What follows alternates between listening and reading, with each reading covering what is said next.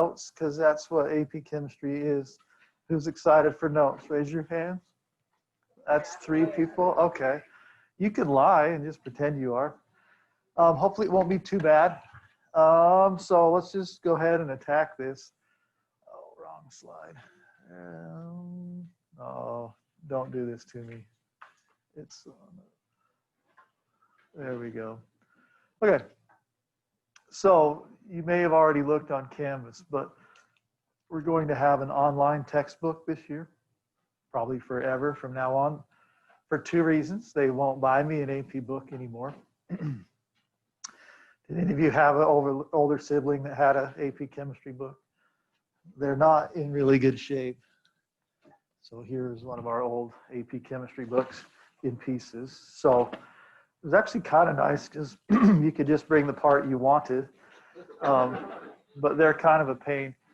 So I went 2 years ago and they said, we don't buy AP books anymore. So we're going to switch online. This is a college textbook from California mostly, but it goes in the exact same order as the textbook I've been using. We'll use their slides, they're already made, and their Canvas course, which is already made. Now I asked Derek when I first looked at this, what his opinion was, and he said, well, if it's all on an app, they'll probably like it better anyway. So if you want, you can go to the OpenStax app on the App Store, download that, and you can have your textbook right there. Now it does have one disadvantage on the app, and it's a huge one in my opinion. I'm out of breath already, that's a rough sign. So when you go to the OpenStax app, it'll ask you what school you go to, and then you just put in Box Elder and then chemistry, and it just has your book in order right here. The only problem is you can't highlight in the app and save it. If you do it on a computer and you make an OpenStax account, which I would encourage you to do, then you can simply you just highlight anything and it stays highlighted for your entire time that you use that book. Now we'll go there real fast. Reese, did that QR code work? No, it's okay. It's on that screen. It's kind of bad, unfortunately. But just real quick, if we go through a little information on the book, if you click that link, you come here. Now the QR code actually takes you to the online version already, but whatever. I wanted you to go here so you could see. There are some definite advantages to this. Now, I don't know. I'm old, so I like paper. Maybe you won't see this as a disadvantage. If you go to the book summary page, has this information. You'll mostly just be here, the view online or in the app. But if you go, like there's resources for me and there are student resources that you can download to help you with this book. I didn't know you were in this AP class. Well, you got to keep your mask on then. You can sit way over there in that corner if you don't want to wear a mask. No. Okay. All right, you click on student resources. There's the getting started guide, whatever. Here's what you'll want, the student solution guide. So, because I'll assign homework problems from this. If you read the disclosure, you saw that homework doesn't count on your grade, so you're not going to do any of it. It's Chemistry 2E. Sorry. Anyway, I will assign those problems for you to practice. They help you get ready for your test, but you can go here and get the solutions guide. It downloads them in a zip. Does everyone know how to unzip a file? You just open it and hit the minus sign, or I think you could right click and hit unzip. So not super complicated. I don't know, you can read that if you feel like it. Student management guide, whatever, but mostly the solution guide. Now, if I were you, I would look at the instructor resources because you would also know probably what I'm looking at, and that would help you possibly see questions that I might give you. I don't know, they have like this form. I can use that to give you homework problems and stuff like that, whatever. I don't know. I'm using these slides. Now I'm going to add more, but you'll have access to these PowerPoint slides as well. So anyway, I highly encourage you to download that on your phones and to follow along. This actual I always say that, textbook, not test book. It is really wordy. It's more wordy than the one we had before. But, you know, we can do it. It'll be just fine. We'll work through problems in the notes and hopefully everything will go pretty smooth. Okay, now this transitions to Canvas as well because they really want everything to be on Canvas. So if I go to Canvas, I think it was either yesterday or the day before I published this. This is your class. So the Zoom I added this morning. Every time we have AP, the camera will be on and I'll be live on Zoom. If you're gone, you can attend live. Or the recordings, like today, we'll cover sections 1, 2, and 3 possibly or whatever, and then I'll just drop a link right in here for the video. So you can attend live or watch them. I hope that you're all here every day, but if you're sick, I really hope that you're not here, but that you take advantage of the resources. Anyway, so that's Zoom. And then whatever, the textbook, the syllabus, we'll come back to that in a minute. But if you just click here, since they want everything on Canvas, it seems kind of lame. But if you put 1.1, all it does is it has a link straight to 1.1 in the textbook. So you can get it in both ways. So you can, it might not let me highlight with this pen, but if you highlight, a little pops up like thing, it lets you color code it. There's some apps that some of you have probably used before where you can highlight stuff like that. Anyway, it's pretty simple. And once again, the videos that I record will just be dropped down into, oh, this is my side, so you won't see most of that stuff. They'll be just dropped in here once in a while just to correlate. That kind of makes sense? All right, our assessments I usually do on paper or using AP Classroom. How many of you are familiar with AP Classroom? Raise your hand. Okay, so most of you should. If you aren't, then is this your first AP class? Okay, oh, you're a sophomore, right? That's normal. We'll get AP Classroom going probably Friday. And they want you pretty early to choose to take the test, but I'm not going to put any pressure on you to take the test. More people take the test each year than I want, personally. There's some people I want to slap for ruining my average, but whatever. Don't take it if you're not going to work hard. Okay, now just real quick, the chemistry syllabus. There is a syllabus assignment. It's a piece of cake. 2 people turned it in this morning. It is open now. I don't know. I'll let you read this at home with your awesome parent and or guardian, but please come. That'd be cool. If you can't come attend online, your exams are worth almost everything, and there are some other activities that are worth 20%. So it's an 80-20 split. Now, it says practice problems will be assigned, but do not count on your grade. And then, so right here. So why do any homework? Practice problems are assigned to prepare you for the test and the AP exam. And also, if you want a test makeup, you have to have done all the practice problems. So that's the other part. Yep.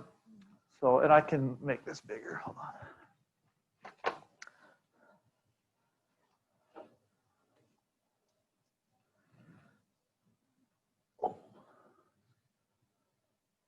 So right here's what I'm saying. So since homework is not graded, most kids will choose not to do it, which I understand. This is kind of your own motivation class.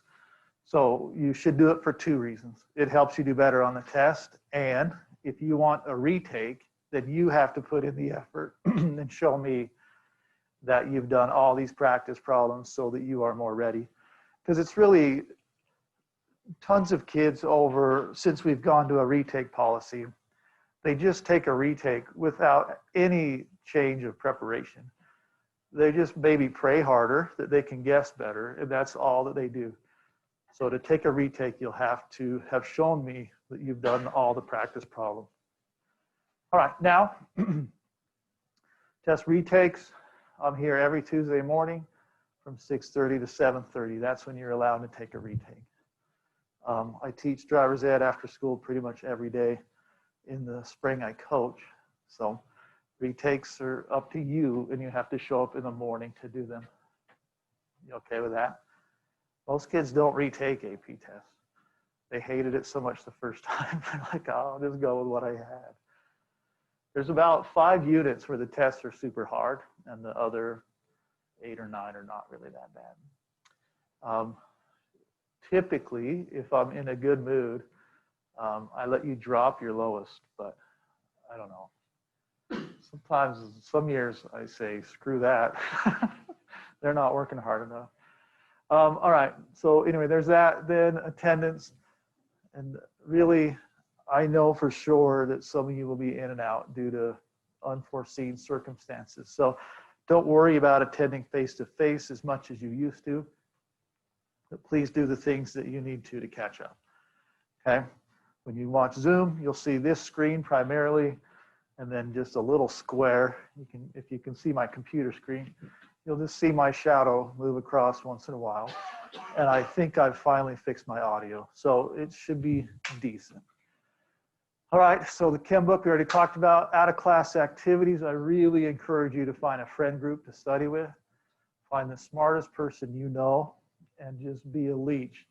Try and get everything you can from them. That's how I got through college. I found a kid named Noah Sundberg, and he was super smart. And I felt like I learned better from him than I did any college professor I ever had. And I didn't cheat off Noah, but I certainly learned a lot from him. So anyway, work in groups. Being alone in AP is super lonely. That sounds dumb. General flow, whatever. We learn it, we do a lab, we practice, we test. Pretty easy. Okay, then, so just, it's a school requirement that we do this. So on the next page, you'll have your actual assignment if it loads. But whatever. Oh, you'll see it different. You'll see the blue submit box up here. You just click that and say, hey, I read that and enjoyed every minute of it. Okay, questions about the syllabus assignment? I'm not the best teacher on Canvas, but I don't think I'm the worst either. Is that good or bad?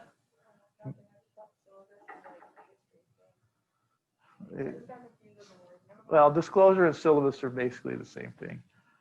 All right, there's that. Okay, we went over that. And then this is up to you. Last year, the last 2 years, we've had an AP Chemistry group me that I thought was useful, but it's up to you. Would you like, and you're gonna make it. And you'll also choose whether you allow me in it. They had 2 last year. I heard one was for appropriate language and one was for how bad the class sucked.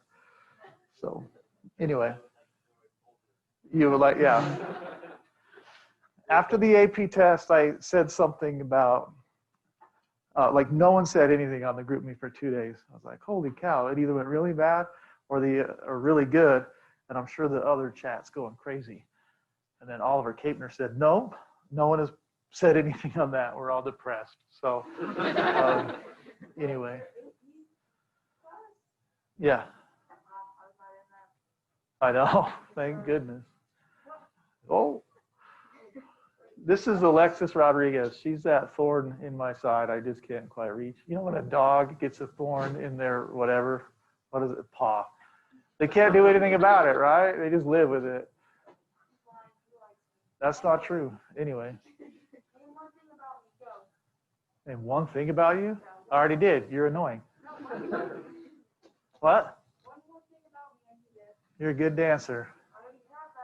Oh, what a, she's so self-confident. You're smarter than you act. Good luck. Okay. Now, I'm not going to organize the group me. I tried that last year and I suck. So someone just get the initiative and go for it. If you want to add me, feel free. Everyone can add me if you're in any group chat because I monitor all of them. Yes. If I start it, can I pass around a piece of paper and have everyone's numbers on it? Yeah, that's fine. Okay. Have at it. They must be in Goddard's room. Now, the advantage of adding me is there's a lot. The disadvantage is I'm in there. But I don't have feelings. I really don't. You can say, he's the worst teacher ever, and I'll like that message. Like, I'm fine with that. But like, test info or when I screw up in class, that was usually the #1 thing.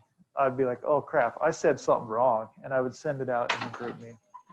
So whatever, that's up to you. So any questions before we get going? Uh-oh, what happened? Everything all right? Oh man, one time, I don't remember what it was. It was like a foam ball or something. And they were annoying me with it. So I'm like, oh, hey, let me catch. And they threw it to me, and I threw it out the door to be funny, and I hit a kid that wasn't even, like, they just stepped right into the doorway. So it was like awesome and unfortunate at the same moment.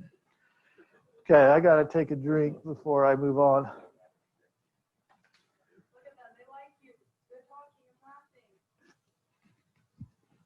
They won't like me, but they do now. No, actually, most kids enjoy AP by the end. By the end. It's a really weird, like, very emotional, swinging class. But I think I'm one of the only teachers last year that had a really high pass rate, higher than normal. And that's not me. That's Ben Blaine. But like, most people went down last year, and mine went up, which might prove that learning without me is better. But we had like 70% pass, I think.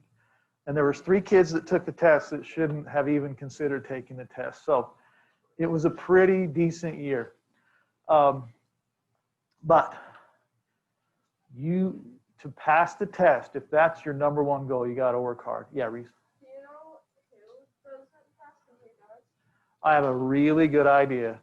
There was only one person that surprised me, and I thought she would pass, and she did not. And it was only one. The ones that failed, I knew it. Like, why are you? They give you the scores, though, right? Yeah, I got the scores, but she's saying beforehand. Is that what you're asking? Yeah, I will have a really good idea. I can honestly usually know by unit 4. Will you be honest with us? If you ask me, yeah. And I told some of them, like, yeah, but no chance in heck of passing this test. They're like, I might be able to. I passed AP Bio. No, it doesn't work that way. No, you wouldn't have passed. No, I didn't take it. Listen, you're going to be impressed. My ACT score, not good. But guess what my highest one was? Science. Science. Thank you. Can you even believe that? Now leave. I don't know class. Oh, darn. Third day of school. Yeah, good idea. Okay. So if you ask me, yes, I will usually tell you what I think. If you're a middle of the road kid, I'll tell you you're a middle of the road. If I think you're a genius, I'll just say, why are you asking me this? Of course you'll pass. And then if you're dumb and lazy, I will tell you I'm a very blunt human being. That is one quality and negative thing about me. Okay, any questions? All right, here we go. Chemistry in context. Now, I've never used this slide before, so this is as new to me as it is to you. We're going to fly through Unit 1, or Chapter 1, they probably call it, because hardly anything on this will be on your exam, like your AP exam. Almost nothing. It is kind of unfortunate. We really don't get to anything actually on the test for probably a month. And I'm not wasting a month of your life. We have to know this crap before we can learn that crap, if it makes any sense. All right, so here we go. Chemistry in context just means we're trying to show you that chemistry actually is a real thing in your everyday life. And please don't write crap like this down. Like this presentation has 84 slides. If I have to wait for you to write everything down, you're going to be screwed. So just kind of go with me. And there's some things that will be more important than others, but this is just saying, hey, chemistry's in your food. It's what's killing the virus right now. It's in soap. It's made out of your remote control. You can't have that without chemistry. Your phone, your gasoline, all sorts of things involved in your life involve chemistry. In fact, every single thing you ever do involves chemistry. And even like from thinking and breathing, all of that involves chemical reactions. Okay, now this unit 1, there are the objectives. Outline historical development, that's not super important. Provide examples, whatever. Describe the scientific method. You're like, oh crap, that stuff again. Differentiating between hypotheses, theories, and laws, and all that other crap. So here we go. All right, so chemistry is the study of the composition, properties, and interactions of matter. So we literally just study how matter interacts with each other. And it's a math class. It should really just say math right here. All right, they've been trying to understand chemistry forever. Ultimately, the goal of chemists back in the day was to turn stuff into stuff that was valuable. It was called alchemy. Alchemy was trying to take lead and make gold out of it. And that really turned into this giant field, and they learned that they could manipulate properties of matter to get things they wanted. Now, they've never really been able to turn lead into gold, the ultimate goal, but we've made so many changes that it's been amazing. Chemistry is incredible. All right. Now, chemistry is often referred to as the central science because it really relates to everything. I don't really know how it relates to math. Math is in chemistry, but chemistry is not really in math. I guess you have to think, and that's a chemical reaction. But it's the central science because it's involved in all. If you take physics, chemistry, and then biology in that order, biology makes way more sense. All right, here we go. Here are just some examples. You're digesting food. Synthesis of polymers for your clothing, refining crude oil is one of the biggest business on our planet. All right, so all sorts of everything.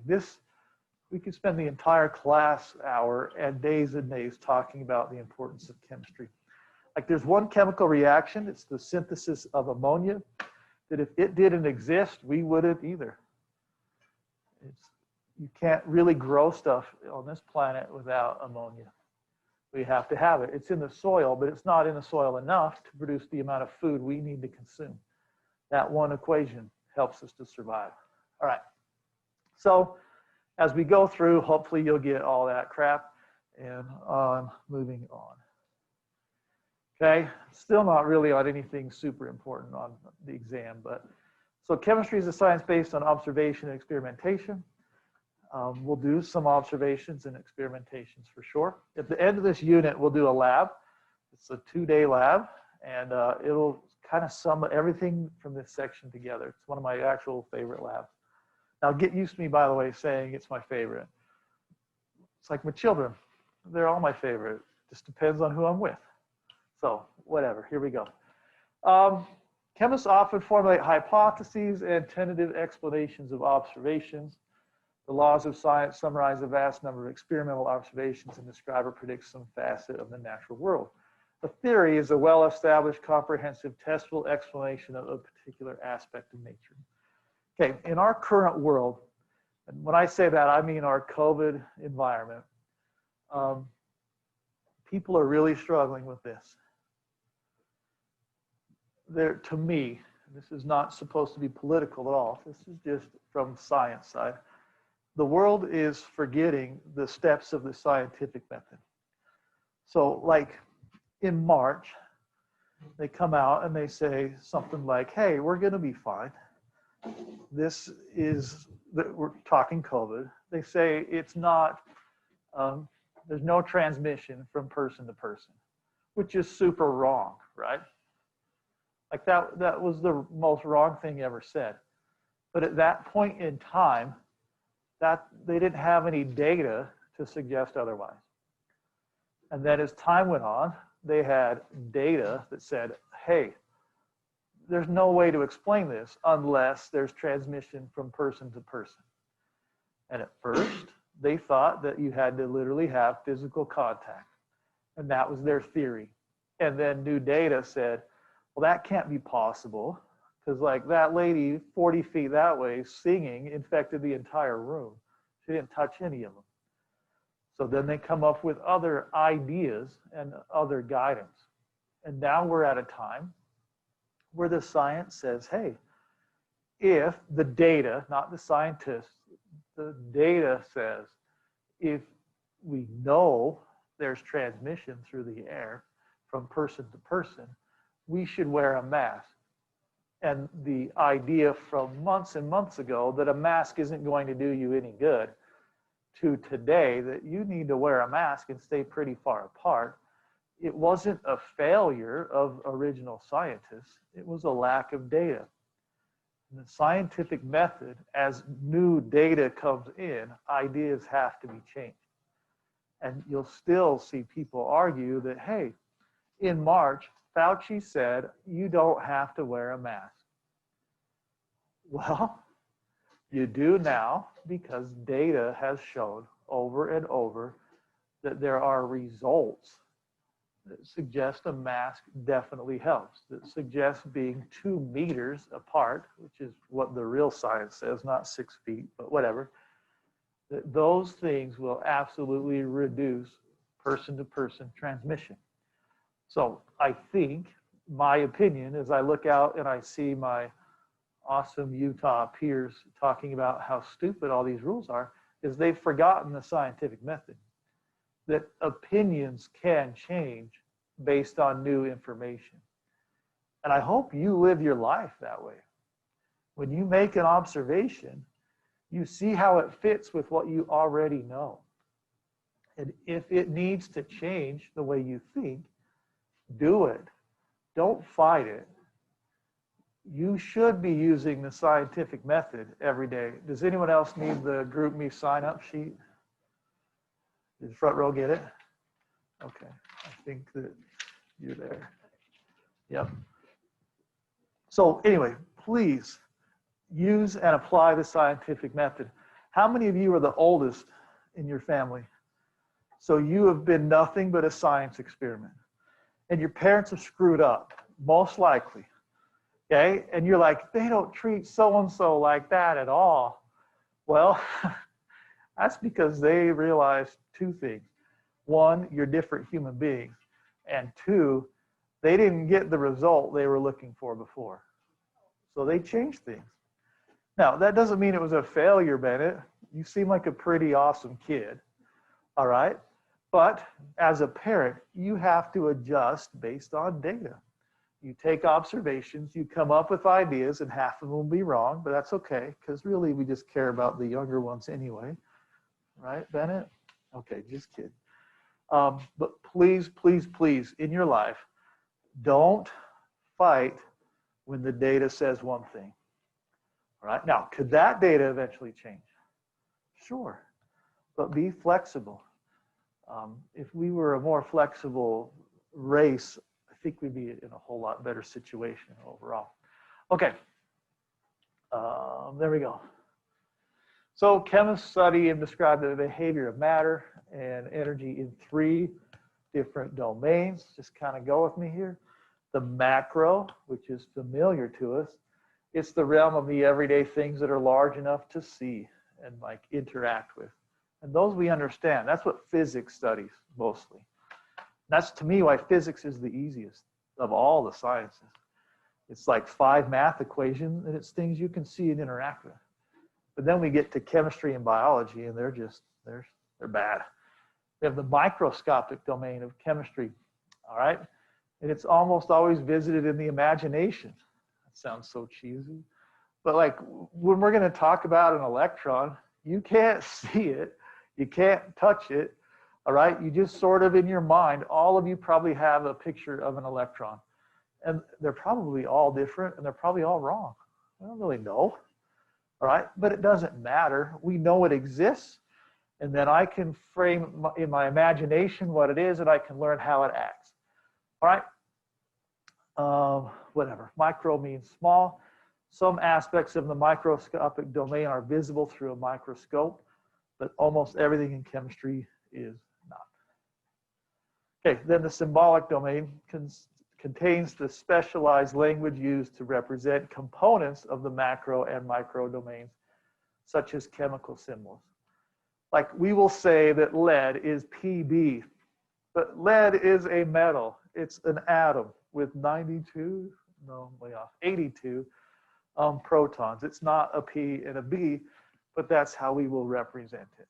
You okay with that? So macro, which we don't deal as much with, micro, which we're all over, and symbolic, which helps our brains to have constraints where we can understand things. All right. The scientific method, we're not going to talk a lot about that at all, but we come up with an idea, we perform an experiment, make observations, and we adjust it. And if we have to make more, we make more observations until we can come up to this thing where it does contribute to the body of knowledge. Like what we know or what science knows or what the book told us, if we can get out of here and we've learned something from it, then we're better off. If we have much, all right, additional testing yields constant observations, it becomes a law. Much additional testing supports the hypothesis, but not 100%, it becomes a theory. So there's lots of theories out there that we think are laws. We just can't come up with enough data to absolutely prove it. So anyway, that's the scientific method. We spend a lot of time in regular chem, but I spent 3 or 4 minutes earlier and then this slide on it. But just realize it's a way of thinking. And if you can leave high school science classes with a better ability to think and adjust, then you're off to a great start. I don't really care that you remember a ton of chemistry. I care that you are a better thinking person. All right. Next, okay, actual science here. So we have the phases of matter, and these are our learning objectives. And you can download this PowerPoint on Canvas too, so you can just follow right along with me if you want. All right, so I don't know. I'm just gonna go next. Here we go. So matter, and you've learned about matter probably since 2nd or 3rd grade. I don't know, whenever. Matter is anything that occupies space and has mass. We have summarized this to say that it is stuff, right? That's pretty much our general description of matter. The 3 most common states of or phases of matter are solid, liquid, and gas. Now you do need to know on the microscopic scale what we mean by a solid, a liquid, and a gas. So a solid is rigid and possesses a definite shape. It has a definite shape because the atoms are right next to each other.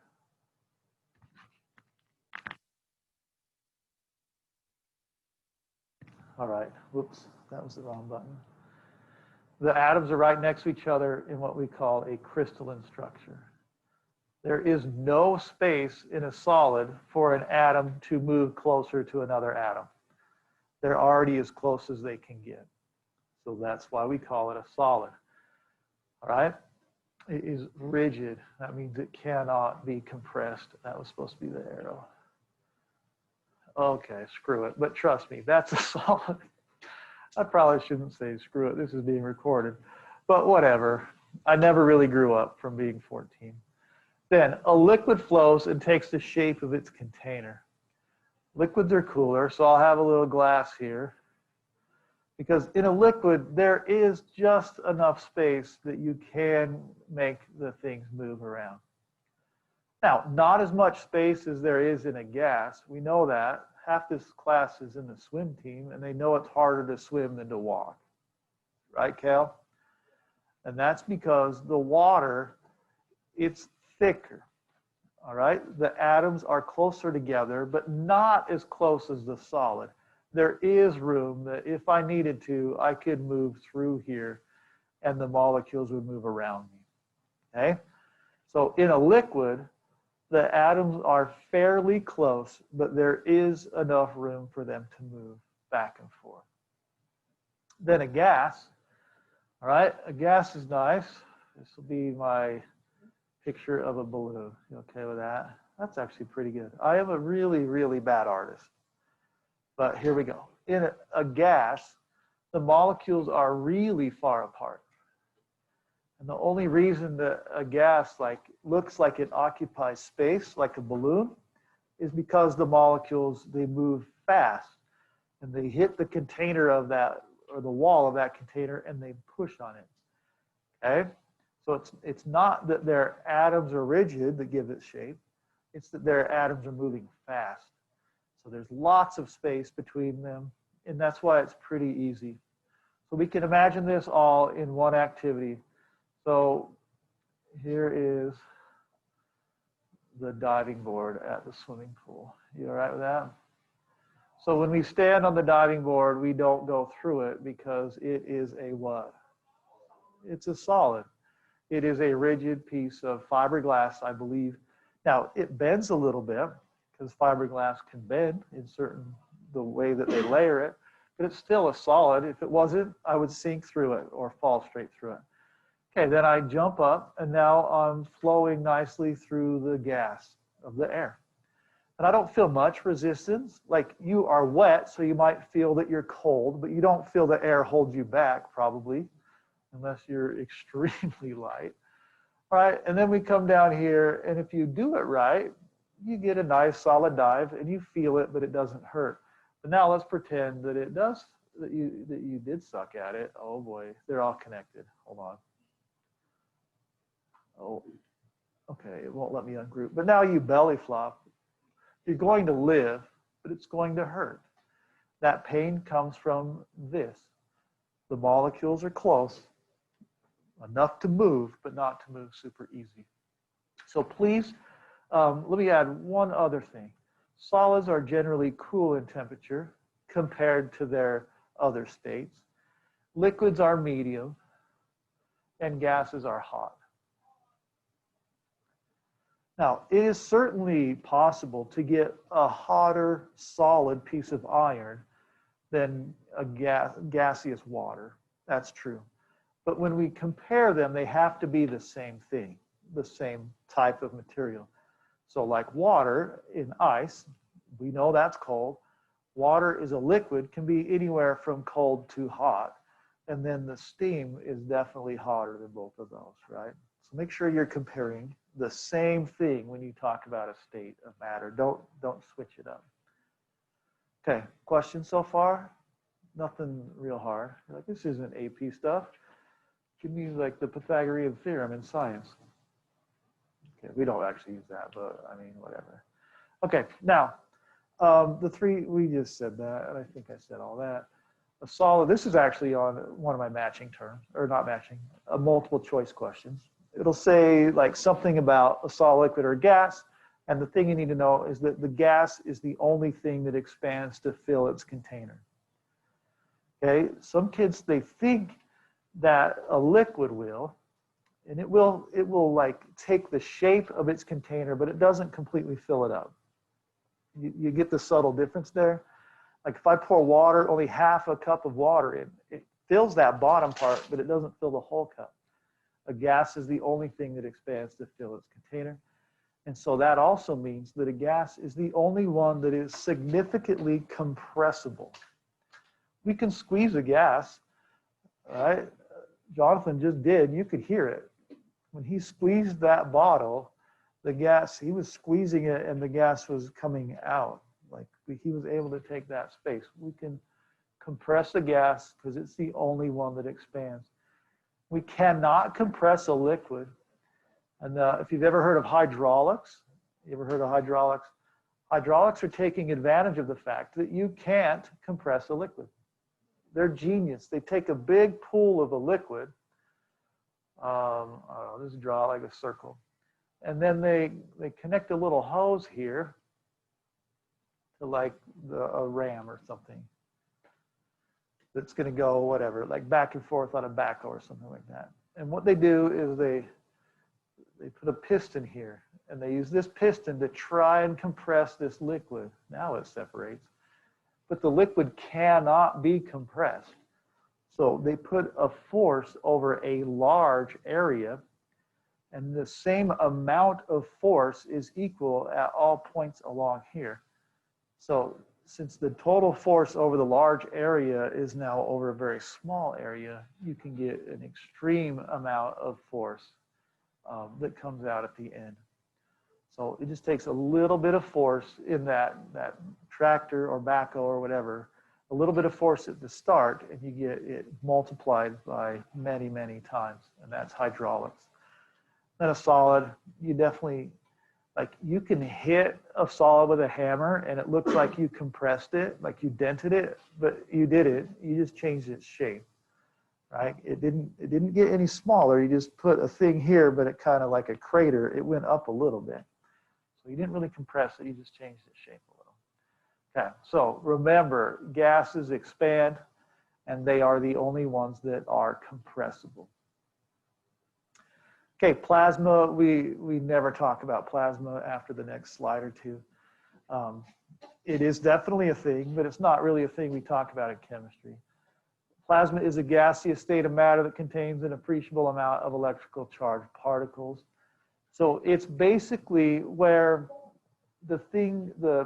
whatever piece of matter got so hot that the electrons were stripped from it. So it's mostly just a stream of protons. All right, plasma has ordinary properties distinct from ordinary gases. Plasma is found in certain high temperature environments like stars and lighting and man-made television screens. And if you use the app, there's a link to a video if you want about how plasma TVs work. And it was interesting. I kind of watched it while I was watching another show because I'm not the biggest nerd, but it was kind of interesting. So we won't deal much with plasma, but it is the fourth state of matter. A plasma torch is pretty impressive. I believe they have one out in the shop, and it cuts because plasma is extremely hot.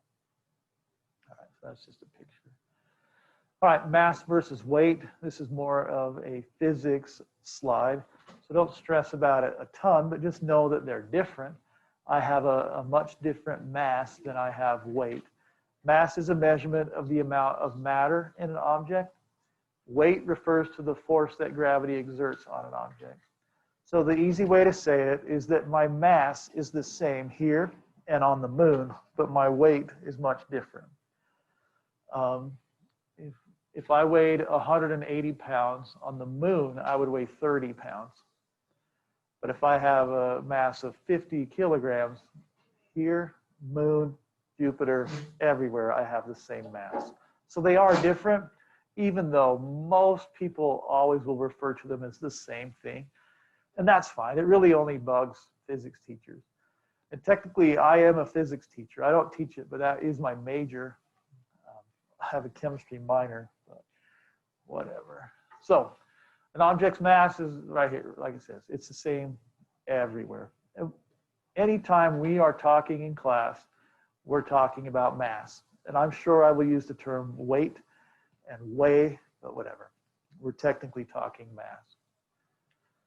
All right, the law of conservation of matter is a huge part of chemistry. Now, knowing the definition is not a huge part of chemistry. Knowing the application is gigantic. So it says there is no detectable change in the total quantity of matter present when matter converts from one time to another. So you learned it, that matter cannot be created or destroyed. It can only change form, right? You're like, is that what you learned? Okay, thanks for the nod in the back. All right, so its application in chemistry comes from chemical reactions where we take something like hydrogen and we react it with oxygen and it produces water.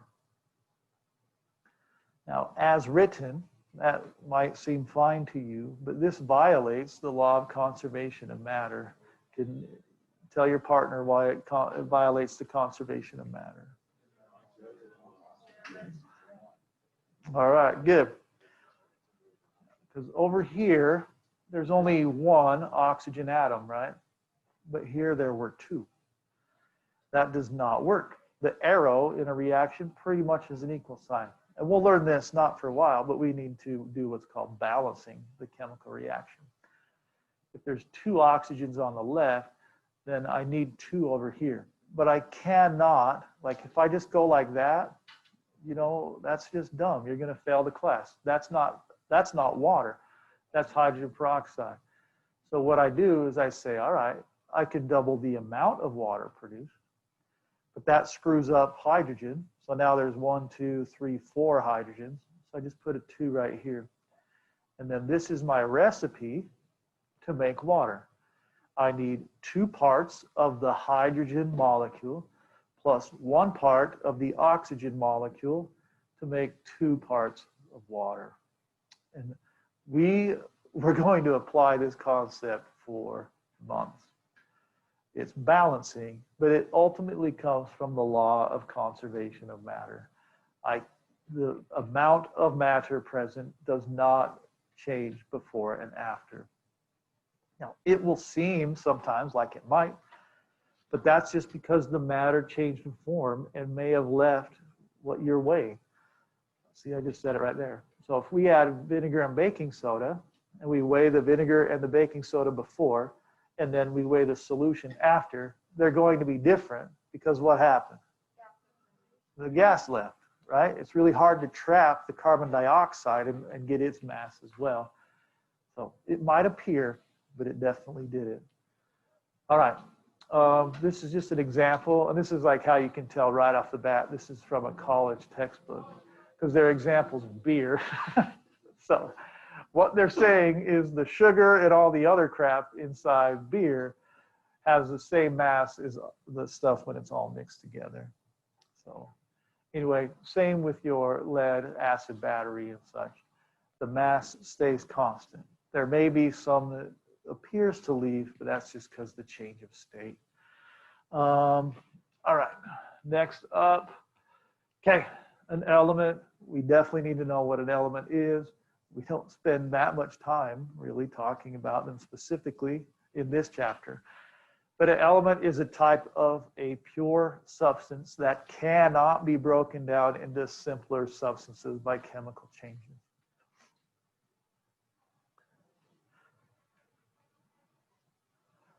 So like this stapler, which is super old and heavy, so it's made mostly out of steel, and steel is mostly iron. Like I could light this on fire and get it really hot, and it would definitely like oxidize and stuff, but the actual iron atoms themselves would stay the same the entire time.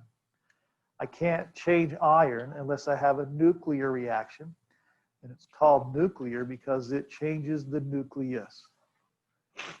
All right. The known elements are displayed on the periodic table. There are more than 100 known elements. 90 of these occur naturally. The rest are man-made. That sounds kind of weird, but what they do is they take 2 small elements, make them collide with extreme energy, and for moments of seconds, they'll get the nucleus to stay together, and they're like, well, there's an element, and then it's already gone. So, I don't know, you can sort of see them on the periodic table. That one's already outdated because from 112 to 118, they do have names for those now besides the UUB, UUT, UUQ. The UU it means 110, and then the B, that's bi for 2. T try 4 is quattro or quo, technically. And it's just kind of like geometry. So it's just telling you a number on those. But they do officially have names.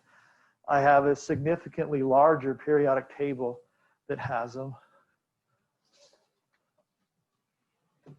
But I wanted a big periodic table. I didn't realize I was getting one that is bigger than that front wall, because it literally is. But anyway, I'll roll it out eventually. And you'd be like, wow, did he really spend money on that? And yeah, I did. I could use it as a slip and slide now. All right. Anyway, 24 have been made in labs. But even though there's only 100 elements, there are hundreds of millions of molecules and compounds, the way they can arrange themselves. It's pretty incredible. All right, a pure substance. Now, not every pure substance is just an element, but every element is just a pure substance. Does that make sense? It's tricky. All right. So pure substance, the technical definition is just that they have a constant composition. Now, an element has a constant composition, but so does sugar. Okay? So it consists either of one type of element. So you have the just examples like gold, phosphorus, or oxygen, or you have compounds. Compounds are considered a pure substance. So they consist of two or more types of elements chemically bonded. An example would be H2O. If you have pure H2O, it is 100% a pure substance. It consists of molecules of H2O and nothing else. So it's pretty perfectly clear with no impurities. So examples, you have water, C6H12O6, that's what from biology? Good, that's glucose or sugar. And then AgCl is silver chloride. And this list, it would take this entire room to write out the amount of pure substances. There's millions, but there's just a few. The properties of compounds are different from the uncombined elements making up the compound. This is extremely important for you to know right here. The properties of a compound are different from the combined elements. I should probably go through and make all these bigger. I just realized they're probably small. I have been very blessed to have really good vision my whole life, and then I forget some people don't. All right. So right here, absolute key point of chemistry. A really good example of this is sodium chloride. Sodium chloride is NaCl, and most of you probably know that's just table salt. Now, sodium, just Na metal, if I add it to water, it explodes. Chlorine, just the chlorine atom, and technically chlorine's diatomic. We'll talk about what that means. But if I add just chlorine, so I'm going to put a 2 because it's diatomic. If I have that and I breathe it in, I'm dead. Chlorine is one of the best killers there is on the planet. It's what's in bleach. Like we use the chlorine in bleach to kill stuff. All right. The pool smells like chlorine. That's because we put chlorine in the pool to kill stuff. But if we breathe in chlorine gas, you have a very short lifespan. It will burn your lungs. Your lungs will start to produce pus and you'll drown from the inside out. So anyway, that's the two things, something explosive and something fatal if you inhale it.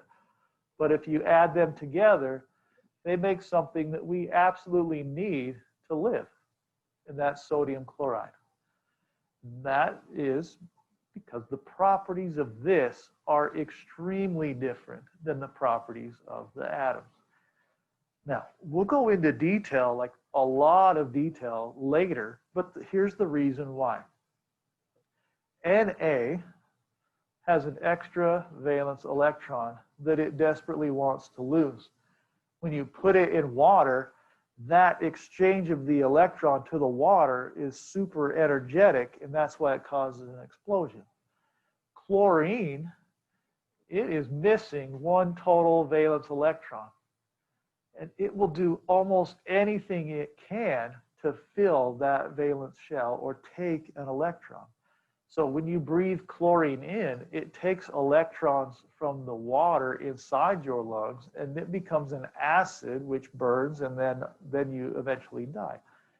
But after this transfers to that, now we have Na that does not have an extra electron to lose, and we have chlorine that does not need another electron, and these are perfectly safe. Okay? Now, I know if you know, sodium causes like high blood pressure, but like overall, it doesn't kill you. We need the sodium ion to survive. It's important in the communication between our nerves and cells. So we need it. Chlorine, we don't really use. That goes out as you pee it out, essentially.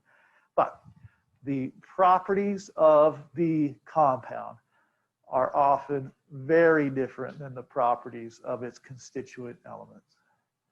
You okay with that? Like, absolutely one of our fundamental ideas of chemistry. Okay, so this is just, and it's not really that great of a picture anyway, but this is a compound of mercury 2 oxide. When we have metals that are in the middle part of the periodic table, they have variable charges. So this 2 right here in Roman numerals, it's like Hg plus 2, and then oxide is a minus 2. So this is a way in words that they can tell me my formula is this HGO. And we'll learn this, but like you'll need to be very good at that, but not now. But anyway, when you heat it, it decomposes into mercury and oxygen. Oxygen is also what we call a diatomic molecule. All right, so what you can see here is they've taken the mercury oxide compound and they're decomposing it into its elements. And like I say, it's not the greatest picture. The mercury vapor is right there. That's the silver stuff right there. So anyway, the picture on your phones is probably a little bit better than it is on that screen. Okay, a mixture. So we've learned about an element, a compound, and then typically the third thing that goes with it is a mixture. A mixture by definition is not a pure substance. So if I ever use the word mixture, in your head, think of trail mix. Trail mix is a mixture of things, right? It's very obvious to the eye that there's more than one part of it, right? We had a big argument last year because I named the parts of trail mix and then they said I was wrong, but whatever. We won't have that argument again. A mixture is composed of 2 or more types of matter that can be present in varying amounts and can be separated by physical changes. Now, that's a long sentence. A mixture ultimately is something that you can physically separate. That's the important part. A compound requires a chemical process.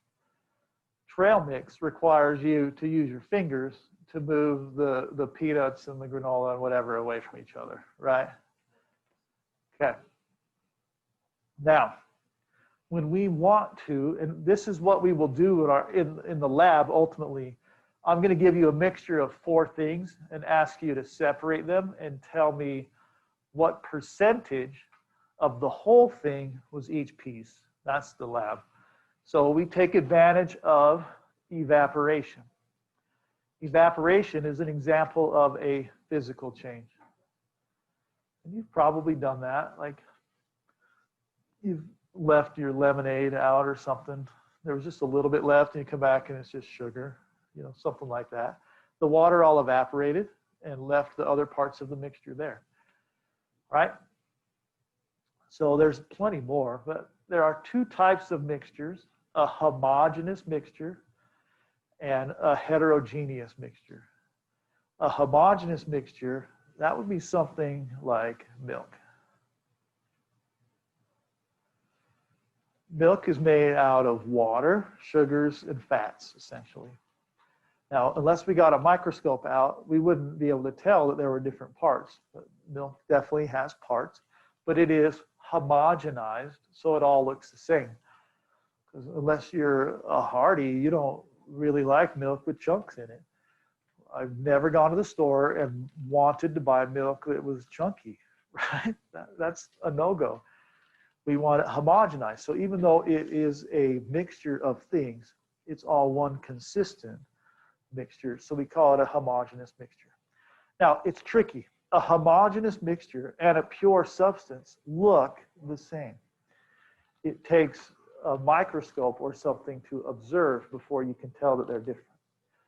Then a heterogeneous mixture, that would be like your trail mix, where you can just look and see more than one thing. Now, homogeneous means the same. Homogeneous, one type is what that means. Hetero means more than one type.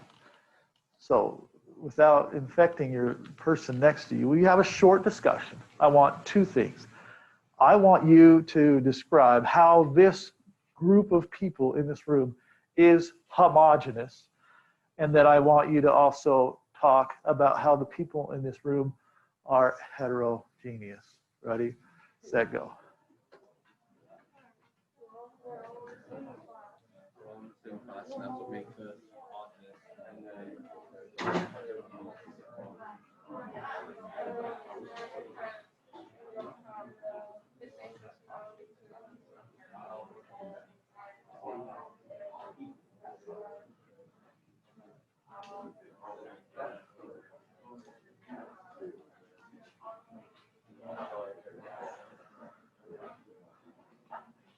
All right. So when I was your age, I was probably not emotionally mature enough to see the word homo written on a board and not be a teenage boy. But we're going to work through that, right? We're going to be okay? All right. Homo just means same in science. Hetero means not same. So how are we homogeneous? The number one I heard was we're all in the same class. Okay, how else are we all the same? Go ahead. All right, we're our genetic makeup. Pretty much the same. And by the way, my handwriting sucks. Get over it. Okay, what else? Anything? Okay, we're all humans. We're all in high school. We're all wearing a mask. We're all hoping school stays open. Well, I don't know if all of you are.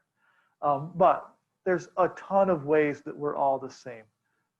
And really among people, usually there's way more ways that we're the same than we are different. It's kind of sad that society, we focus on differences most of the time instead of similarities, but whatever. All right, how are we different? Go ahead. All right, we have different races.